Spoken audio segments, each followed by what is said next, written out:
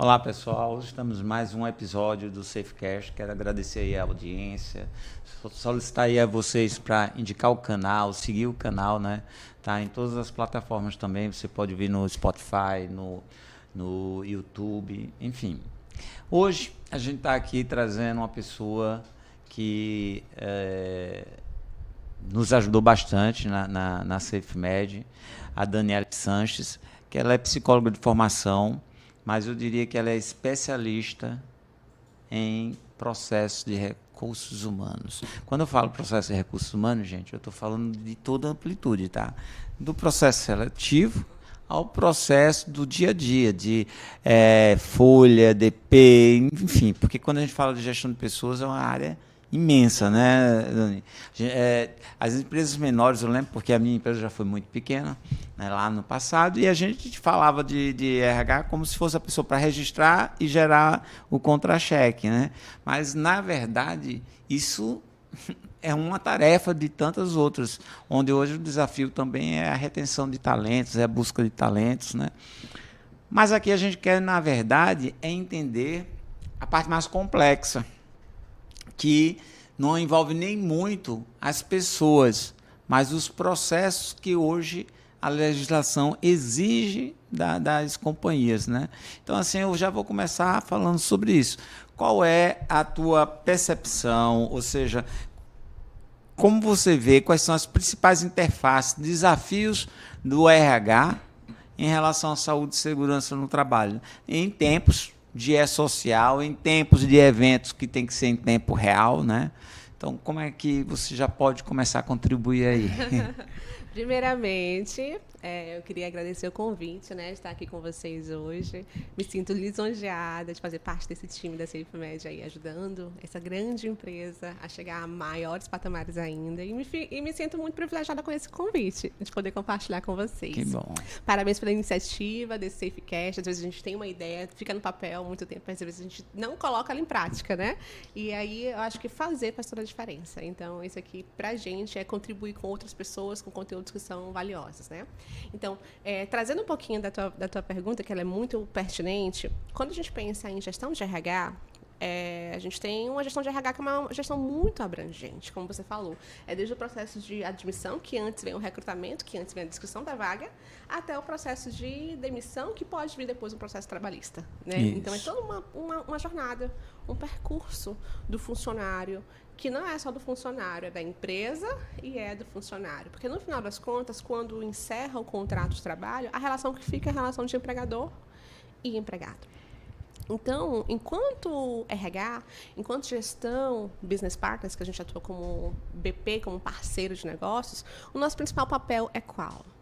É identificar quais são todas as etapas do processo, desde a jornada do funcionário, desde o recrutamento até a pós-admissão, e mapear quais são os possíveis desvios que podem acontecer ao longo dessa jornada e garantir com que a empresa tenha todo o resguardo para que esses desvios sejam ou menores possíveis ou que eles não aconteçam. Quando eu vejo a interface do RH com saúde e segurança do trabalho, isso começa desde o início do processo.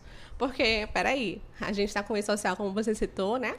Para a gente encaminhar alguém para fazer um exame admissional, que é lá no começo do processo, eu preciso saber muito bem, antes do exame, quais são os documentos legais que eu preciso. Como o e-social agora exige isso diariamente, né? Tem a normativa de eventos rotineiros. Então, se a gente for pensar, as empresas até então, elas faziam do jeito que elas queriam fazer. Não existia LTCAT, PGR, PCMSO. Isso era documento para quem trabalhava em indústria, que era fiscalizado em uma auditoria que então tinha que apresentar. E hoje não, hoje isso é obrigatório, normal. Mas quando eu penso em como fazer um PGR, que é o primeiro programa, tem o PGR, tem o LTCAT, tem o PCMSO, que a SafeMed faz aí, né, que tem toda essa gestão, esse controle, o PGR, lá no PGR tem, sabe o quê? Tem a descrição das atividades desse cargo. Então, eu olho para o cargo, vejo quais são as atividades que tem, eu vou mapear os riscos que ele tem, vou ver se tem ruídos, tem avaliação ambiental, o que tem que ser feito. O PGR ele vai conversar com o PCMSO, que vai dizer quais são os exames que são necessários para aquela função. Aí a gente tem as NRs, que são específicas, que vão direcionar para a função, por exemplo, instalador tem que ter específico exame, para a função de eletricista tem que ter algum outro exame específico. E vai vir o LTCAT, que são as avaliações ambientais de trabalho. Se aquele funcionário, se ele tem problema com a ergonomia, se ele tem problema, se ele vai ter que ter ruído, qual é o volume do ruído que ele tem que ele suporta, se suporta esse ruído, qual é o EPI que vai ser utilizado para poder garantir isso. De repente, tem uma análise de salubridade. Aquele funcionário vai ter que trabalhar 4 horas, tem um intervalo de 40 minutos, depois ele vai ter que trabalhar mais 2 horas e tem um outro intervalo de 40 minutos. Mas tudo isso está junto com a gestão de pessoas. Tudo isso está junto com a gestão de RH. Por quê? Porque naquele meu processo de seleção, lá na frente, eu tenho que ter pelo menos identificado em perguntas. Ei, você pode trabalhar em altura? Aí eu contrato um eletricista para trabalhar com 40 graus, que ele tem medo de trabalhar em altura.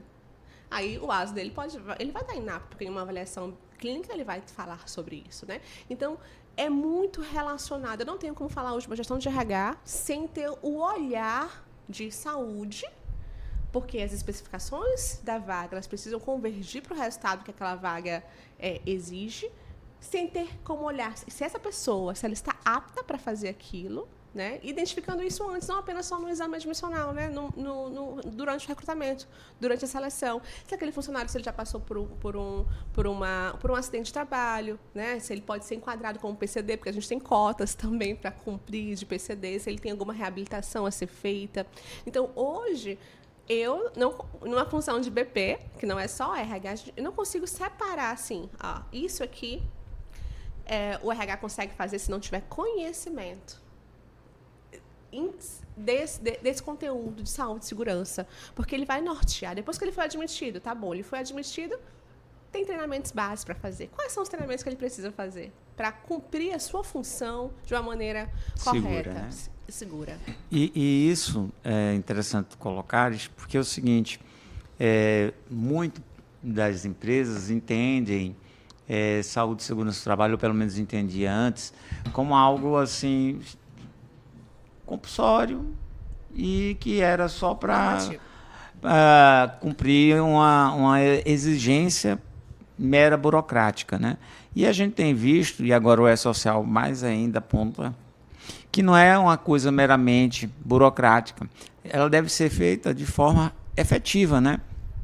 Por quê? Porque, de acordo com a forma que eu faço o exame, eu posso ter uma identificação, um registro de algo que, no futuro, se for questionado, eu vou mostrar aqui e vou provar que não houve, ou até mesmo para poder rastrear e interpretar se existe um cenário de agravamento à saúde naquele ambiente de trabalho, não é isso? Perfeito. Essas doenças ocupacionais, elas são rastreadas a partir de um bom exame clínico lá no ASO admissional e da continuidade disso no exame periódico e ao longo da carreira do funcionário. Então, essa gestão de saúde, ela une tanto os exames que protegem a empresa e também protegem o funcionário, como ela também ela traça, né, a trajetória ocupacional do funcionário. Porque se ele tiver uma restrição ao trabalho em altura, ele não vai poder atuar numa função de montador de andaime, né? Então, a gente precisa sair do que é só normativo, trazer isso para a prática, para o dia a dia, para que haja, de fato, uma efetividade, né? nessa gestão. Ou seja, é uma questão de cultura, né? Isso. Ou seja, buscar implementar a cultura do saúde ocupacional e higiene e meio ambiente com a questão da cultura de recursos humanos, ou seja, de pessoas, né? É uma cultura organizacional. Ela é maior do que a cultura de saúde e segurança, ela é maior do que a cultura de pessoas, ela é um valor da empresa. Então, quando eu falo de gestão da empresa, eu estou falando de um valor, né? Então, a gente sabe que no planejamento estratégico tem missão, tem visão e tem valores. E a empresa, hoje, tem o ESG, que aí já é o social, né? E aí para frente, mas hoje a empresa ela precisa estar comprometida com a segurança e com a saúde e com a gestão de pessoas, porque também se não tiver pessoas saudáveis, não tem trabalho, não tem resultado, né? Como um valor. né? Então, ela transcende só o departamento de RH, ela transcende o departamento de saúde e segurança e ela precisa ser conversada como um valor organizacional, em que em qualquer lugar que esteja, todos vão falar a mesma língua, a saúde e a segurança dentro de uma cultura organizacional. Nesse sentido, inclusive, eu acho que o RH ele dá um suporte e pode blindar muito uma organização, né? Tocante a limbo previdenciário, a questão se o afastamento ele tem nexo causal com laboral ou não, se isso gera o tempo mínimo de manutenção daquela pessoa no trabalho. Sim, né? estabilidade. A estabilidade, que inclusive recentemente saiu uma decisão do Supremo, né, no tocante, por exemplo, a cipeiros, que cipeiro hoje, se eu tenho uma empresa, ou esse cipeiro atua num setor, ou ele atua numa filial, e aquela empresa, ou aquele setor, ou aquela filial encerra um contrato, às vezes a empresa é uma terceirizada, a gente terceiriza muita coisa. Encerrou o contrato, aquela estabilidade também se encerra com aquele processo, porque existia muita... que no final, no Brasil, a gente tem muita insegurança jurídica, né, do que pode e do que não pode. E agora, com isso, já se pode. E, inclusive, está se falando que isso seria aplicado ao mesmo, a gestante, isso seria aplicado a outros casos, se a empresa não existe mais ali, como é que vai ser mantido aquilo, né? Então, eu acho que isso começa a disciplinar. Eu acho que o RH tem ferramentas e tem como viabilizar todos esses controles, não é isso? Quando o RH ele sai do operacional e ele vai para o estratégico, ele consegue, sim, ser um grande parceiro da empresa nos assuntos relacionados ao SESMIT, né? Por quê? Porque a gente tem controle de afastamento, a gente tem controle de atestados, a gente tem encaminhamento de atestados para validação médica, a gente tem controle de treinamentos, controle de exames. Depende muito da organização. Porque depende do porte da empresa, depende do time que a empresa tem para poder dividir, né, essas atuações, porque tem uma empresa que tem um SESMIT robusto, completo, em que o SESMIT cuida de treinamentos e de exames.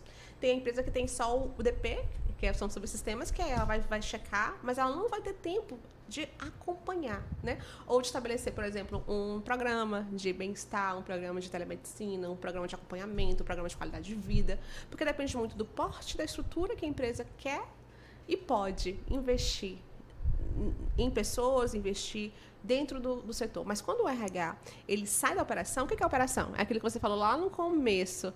Era só o controle de ponto, o controle de folha, garantir o pagamento no dia 5, checar, tirar o plano de saúde no dia 14. As férias. As férias. Então, assim, eu preciso ter alguém garantindo a operação para poder conseguir olhar o estratégico. Sabe por quê?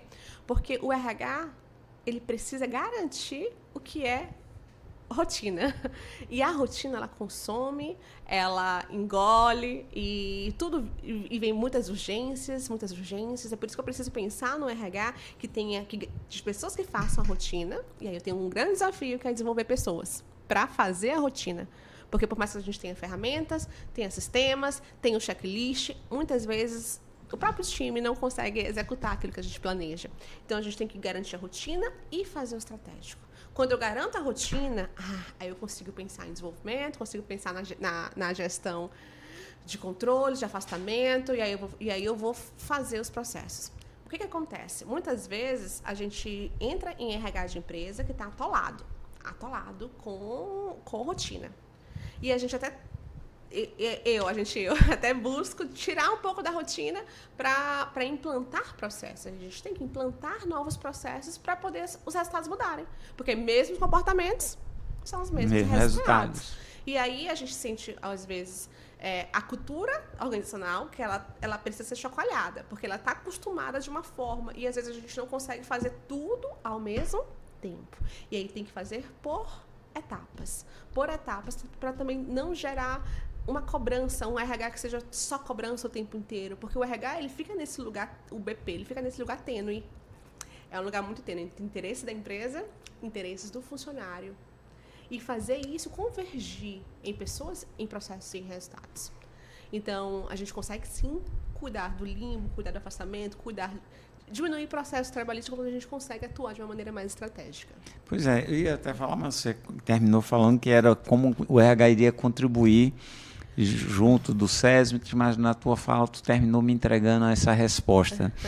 E uma coisa que tu também falaste aí que achei muito positivo e tem, que é a questão da mudança cultural, das pessoas, liderança, time, entender a nova cultura, o novo momento, que hoje tudo é em tempo real, você não tem aquele negócio, eu vou fazer uma data retroativa, não existe. Exato. Não existe mais cheque pré-datado na área de RH e na área de processo. Verdade. O cheque é débito automático.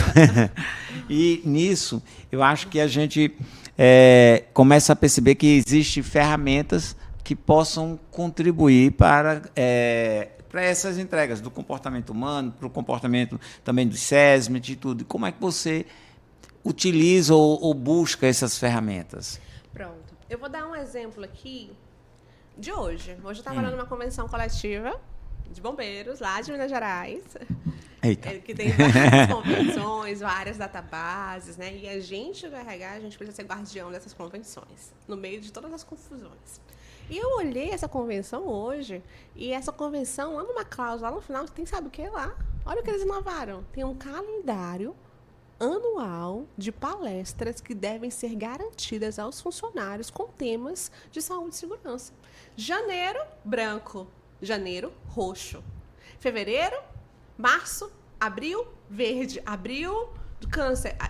Até dezembro, definido. AIDS lá, novembro azul,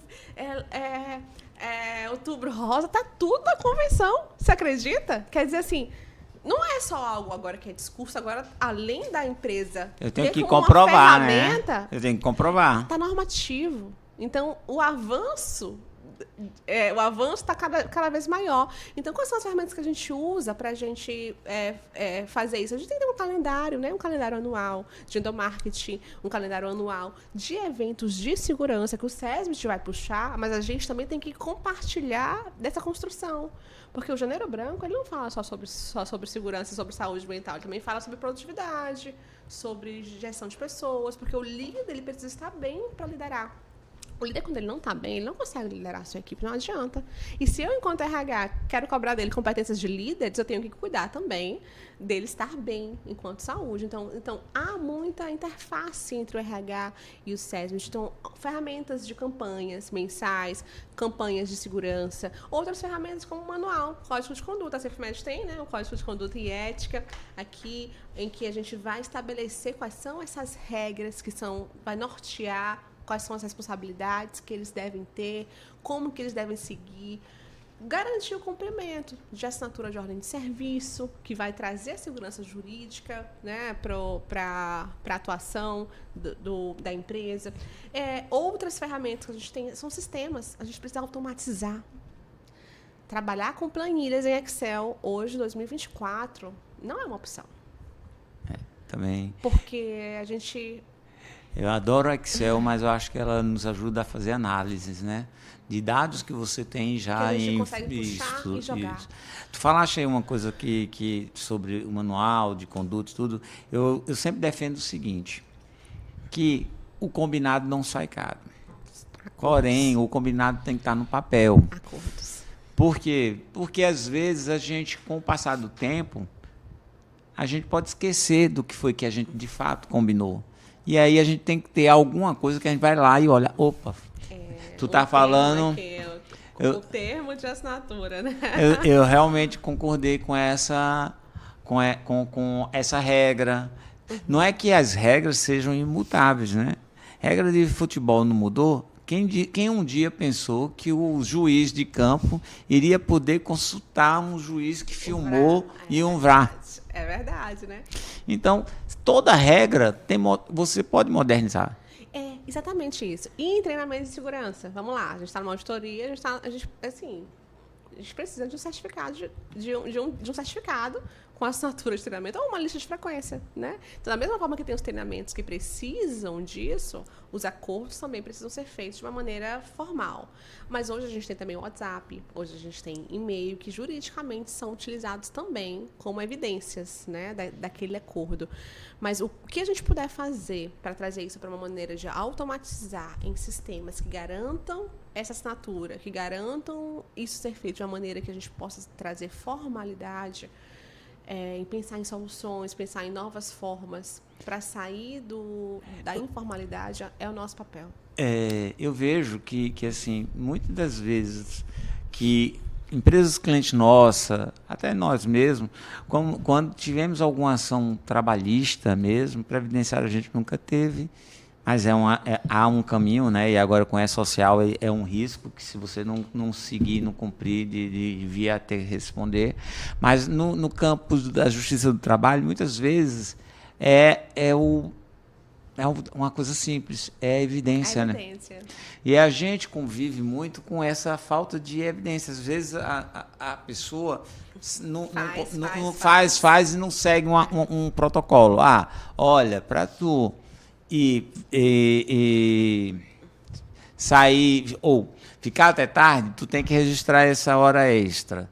Mas o teu líder tem que também autorizar. E aí o líder não autoriza. Aí às vezes fica dúvida, foi feita hora extra ou foi batido por equívoco? E aí, enfim. Então, como é que hoje você vê o RH, tanto no que é o trivial, que são essas falhas de processos, como no saúde ocupacional, que aí já não é o trivial, às vezes é um nexo de uma patologia, se procede ou não procede, de um problema de saúde mental, se procede ou não procede, se houve um assédio moral, se houve um assédio sexual, às vezes o assédio moral nem é do líder imediato, mas do líder cliente. Sim. Então, como é que o RH pode blindar ou atuar na prevenção ou até mesmo na correção e amenizar o prejuízo? Perfeito. Eu acho que o principal papel do RH nesse caso é desenvolver gestores. Porque o RH sozinho, ele não consegue dar conta de fazer o gol e defender.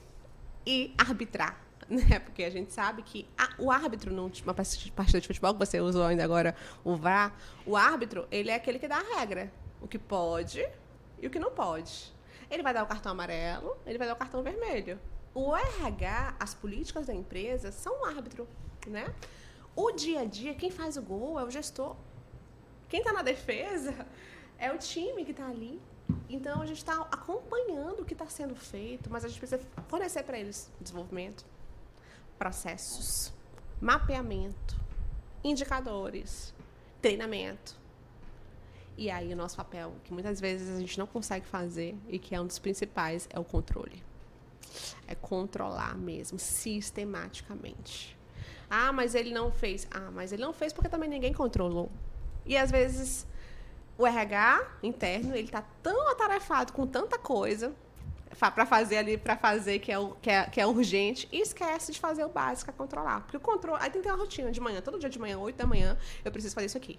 Segunda-feira, dia 10, é controle de férias, controle de vencimento de experiências, controle de vagas em aberto, porque são muitas nuances. Sabe? Mas hoje não existe nenhuma ferramenta, em tempos de inteligência artificial, que possa nos gerar essa informação, tipo, ontem tu tem 100 postos de trabalho. Sim. Simultâneo. Então, ontem, esses 100 postos de trabalho, 5 tiveram hora extra. Sim. Para você olhar porque eu imagino que a gente está falando de 100 postos, mas de repente é uma empresa que tem 1.000 postos, 500 postos e tal.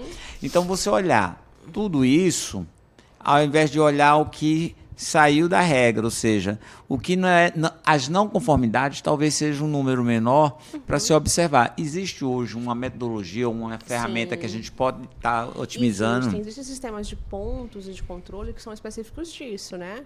Inclusive tem um sistema que está sendo utilizado bastante para isso, que é o Next, né? Que a gente tá conhecendo para poder implantar, porque ele notifica, a gente consegue fazer a parametrização e ele notifica 10 minutos depois se o funcionário não bateu o ponto. Então, se você está lá na sua escala, era para você bater 7 da manhã, e você não bate 7 da manhã, 7h10, você que é gestor, recebe uma notificação. Opa, Daniele não bateu o ponto. Aí, Ela está lá ou não está? Então, essa gestão automatizada, sem ter um apropriador para poder confirmar isso. E aí o Next tem alguns módulos que tem esse controle de gestão, tem a comunicação com o cliente para poder fazer a assinatura do ponto. Então, tem alguns módulos que vão trazer para a gente maior automatização desses processos. E aí precisa ser implantado, integrar com o sistema que faz a folha para poder conseguir rodar. Porque eu te falei isso? Porque eu estava... Como a gente tem a VitalMed, aí eu estava num evento sobre utilização de recursos da inteligência artificial no dia a dia do seu negócio. E lá eu me deparei com uma coisa que, inclusive, está na pauta para a gente conhecer a fundo essa ferramenta. Ele é um coach artificial de cada televendedor. O que é que ele faz? Ele acompanha o discurso daquela ligação e, ato contínuo, ele sugere oportunidade de melhoria no tipo da abordagem que foi feita. Ótimo. Aí você faz outra. Aí ele já faz um confronto daquilo e tal. E isso tudo ele vai te dizendo. Chega um momento que ele foi te apontando falhas na tua abordagem, na tua argumentação e tudo, que chega um tempo que você está... E aí a pessoa que me falou, que estava apresentando isso, deu como exemplo uma das empresas que estava sendo utilizado essa ferramenta, que uma das pessoas de vendas se tornou, em pouco tempo, a gerente, porque ela se desenvolveu muito nessa área. Só que assim, ela levou um tempão ao longo do processo. E hoje, os novos funcionários da área conseguem entregar o que ela entrega num espaço de tempo bem menor, porque uma inteligência artificial conseguiu entender como é a abordagem, tudo. Então, se eu sou um novato que vou vender um produto por telefone, ele já vai me dando uma rotina. Então, assim, você vê que existem ferramentas para tudo. Então, assim, eu não consigo imaginar que o RH não venha a ter algo que diga assim: Dani, tu tem aqui 1.000 colaboradores, 80 fizeram hora extra. Só que, nessas horas extras que eles fizeram, tem 20 pessoas que estariam no mesmo momento, no mesmo lugar, no mesmo posto de trabalho. Isso não consegue. Então, você começa a entender e, em vez de olhar 1.000 pontos, eu vou olhar primeiro esses 20, porque eu quero saber como é que pode estar duas pessoas no mesmo lugar, né? Uma outra realidade é a questão que eu acho que é um dos passivos trabalhistas que mais acomete as empresas que têm postos 24 horas ou 12 horas, que é a questão de se essa pessoa, no intervalo, ela está de intervalo ou ela está sobre aviso, alerta com o celular ou alerta com rádio e tal. A gente também tem que criar ferramentas, porque eu percebo que, por mais que a gente ponha lá um documento que ele não pode pegar um rádio naquele intervalo, se eu não tiver como gerenciar, ele vai pegar. E aí, quando ele sair, ele vai dizer que ele não teve o descanso porque ele estava com rádio. Então, aí isso me remete a uma próxima pergunta, que é como você atuou, como é que você controla ou mitiga esse desafio de ter, às vezes, mesmas funções, mas em regiões diferentes, culturas diferentes, né, hábitos diferentes, né? E quando a gente, por exemplo, falando de SafeMed, que você gerencia essa área toda,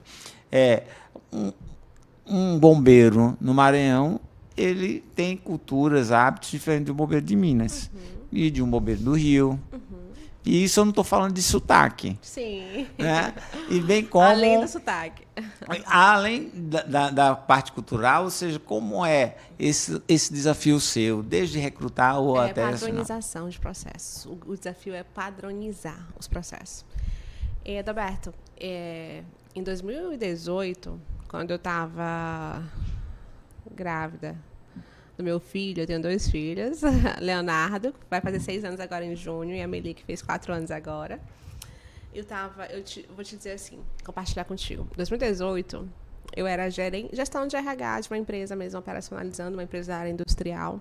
E eu estava ali com 8 meses, sentada numa cadeira como essa, 23 horas da noite, cortando carteirinha de treinamento, para evidenciar que aquele funcionário poderia acessar a indústria no outro dia. E ali eu falei, caramba, isso não vai funcionar. Porque eu não vou ter pique, autonomia, para estar o tempo inteiro operacionalizando. E aí eu comecei a desenvolver um sistema para eu tentar padronizar o máximo possível tudo que for operacional, pensando justamente isso. A empresa ela não está só aqui, ela está aqui, ela está lá no Rio de Janeiro, ela vai crescer para Manaus, ela vai crescer para BH, né? E o que a gente precisa fazer? Padronizar os processos, porque independente de onde esteja, se a ferramenta for uma ferramenta consistente, se ela atender os desafios da personalização da empresa, a gente consegue trazer e impedir o avanço do processo caso aquela etapa anterior não seja realizada. Então, o que eu fazia de uma maneira operacional com as mãos, a gente desenvolveu o MyBP, que é um sistema de gestão focado em RH, que vai do recrutamento até a pós-demissão, acompanhando todos os processos, desde a entrevista, tudo que você pensar em RH tem nesse sistema. E ele consegue ter a personalização para cada tipo de negócio, para eu conseguir integrar de uma maneira eficaz todo o processo. Porque ele só avança uma etapa se ele concluiu a etapa anterior. Porque ele só avançando uma concluindo a anterior, eu obrigo a padronização independente de onde a gente esteja. Só que o que acontece? Às vezes, quando a gente entra em uma empresa, a empresa já tem outros sistemas implantados, outras formas de atuação. E aí, os sistemas, eles não conversam. Eles não têm uma API, não se ligam, que a gente tem esse problema de automatização também, né? Que a gente precisa abrir sistema, fechar sistema. Às vezes a gente vai redundar, colocar informação em um lugar e informação em outro lugar. A gente precisa resumir isso. Então, a gente precisa avaliar como padronizar o processo, independente das pessoas que estejam, independente do sotaque que eles tenham, como a gente conseguir fazer isso funcionar independente do local. E aí começa pela padronização dos processos, de uma maneira automatizada. Quanto mais a gente conseguir automatizar isso, melhor. Leva um tempo para implantar o sistema não é fácil de implantar, né? Tem essa lacuna de implantação, mas qualquer sistema... E a resistência também, né? E a resistência dessa padronização. O segundo passo é a gente conhecer a realidade desse gestor que está lá. Porque, às vezes, a gente olha daqui e aí a gente critica daqui, mas a gente não sente a dor. Normalmente eu falo isso, olha... Tem que entender, vai lá na ponta e ver se a realidade é a daqui. Porque às vezes você fica assim, fulano lá tá com preguiça. Isso. Fulano lá, tudo é difícil para fulano lá. Não, fulano não me manda. Mas será que lá a internet é boa? Isso. Será que lá ele tem alguém para compartilhar? Será que foi comunicado com ele o que a gente está falando? Exatamente. Será que... É porque tudo é comunicação, no final das contas. Muita coisa a gente pensa que falou e quem a gente pensa que entendeu, não entendeu, né? Então, nosso papel é padronizar, comunicar de uma maneira clara e no tempo também, porque uma comunicação tardia também, ela já deixou muita coisa para trás, né? Comunicar no tempo e controlar, acompanhar, dando para os gestores essas ferramentas, essa autonomia e esse apoio, esse suporte que eles precisam para desenvolver o que foi padronizado. Eu defendo muito hoje a questão do papel da diversidade. Acho que as organizações ganham muito em ter os diferentes. Sim, com certeza. Porque os diferentes somam. Se complementam. Os diferentes trazem realidade diferente, vivências, experiências, dores, anseios e ideias, né? Então, só para finalizar com ainda esse tema, qual é o desafio em tempos de diversidade e inclusão para o RH? Diversidade e inclusão, né?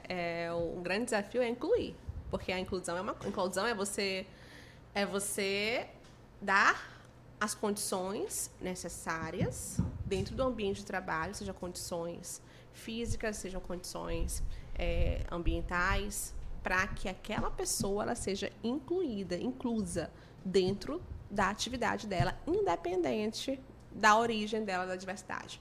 Por exemplo, não adianta eu ter uma cota de mulheres para trabalhar numa área operacional se nessa área operacional eu não tenho um banheiro químico só para mulheres. Eu não estou incluindo essa mulher. De repente, eu estou cumprindo uma cota, mas eu não estou trabalhando com a inclusão.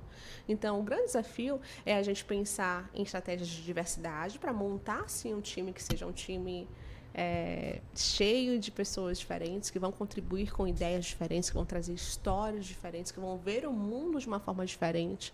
Dessa forma, a gente vai ter muito mais ideias e muito mais resultados do que a gente vê só de uma forma, né? A gente vai se complementar, mas a gente também ter dentro da empresa condições de incluir essa pessoa dentro da diferença que ela tem, né? E treinar o time para aceitar essa diversidade como algo que é positivo, natural, positivo, para que essa pessoa que eu de repente tenha uma cota específica, para que essa pessoa, ao chegar na empresa, se sinta acolhida e inclusa, né? Não só a empresa tem uma responsabilidade social para fora, não, ela tem uma responsabilidade social para fora e para dentro da empresa. Então, além do desafio da gente encontrar as pessoas para recrutar, selecionar, reter essas pessoas, é a gente transformar o clima e a cultura em uma forma acolhedora e inclusiva para que essa diversidade ela aconteça de uma maneira natural. Obrigado, Dani. A gente vai ter outros momentos com você aqui. Você contribuiu bastante e tem muito ainda a contribuir. Eu agradeço o convite e conte comigo, Adalberto. Até a próxima.